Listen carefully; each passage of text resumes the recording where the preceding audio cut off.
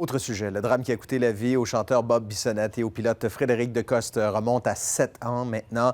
Pour la famille de Roberto Bissonnette, le temps est venu de lui rendre un hommage à plus grande échelle, j'ai le goût de dire, Camille, et il y a une demande officielle en ce sens qui a été placée à la Ville de Québec. Oui, et c'est important de dire que c'est pas la famille là, qui a nécessairement fait cette demande. Là. Elle a appuyé la demande du conseil de quartier de l'aéroport qui a envoyé donc sa demande au conseil de toponymie, au comité de toponymie de la ville. Donc Bruno, vous le savez, Roberto Bob Bissonnette, c'est quelqu'un qui a marqué la culture populaire du Québec et surtout de la grande région de Québec avec ses chansons un peu grivoises, inspirées de l'ambiance des chambres de hockey. Mais Bob Bissonnette, c'était aussi un entrepreneur. Il a notamment été l'un des copropriétaires des capitales de Québec un peu avant son décès en 2016. Donc, sa famille aimerait qu'il y ait un lieu, idéalement un lieu sportif, une infrastructure sportive qui porte son nom. Est-ce que ça pourrait être une patinoire, un terrain de baseball, même une loge au Stade Canac? Ce sont toutes des options valables pour la famille.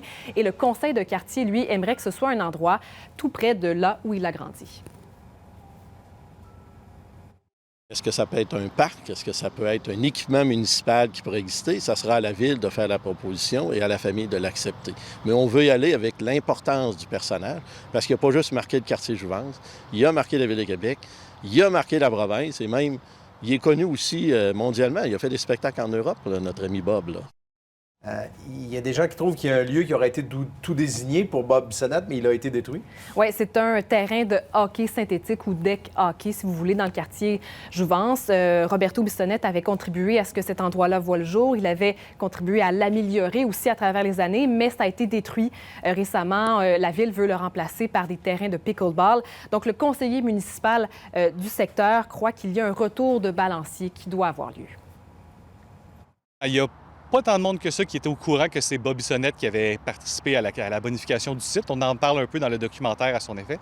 Mais je trouvais que lui avait laissé son empreinte. On l'a détruit avec des raisons que je trouvais légitimes. Mais qu'est-ce qu'on peut faire pour lui redonner un peu la gloire et la visibilité qu'on a peut-être enlevée? On lui en devait une, selon moi. La Ville de Québec lui en doit une, de nommer un lieu à son honneur. Donc, le comité de toponymie de la Ville va analyser cette demande lors de sa prochaine rencontre, en fait, au mois de novembre. Merci, Camille. Au revoir.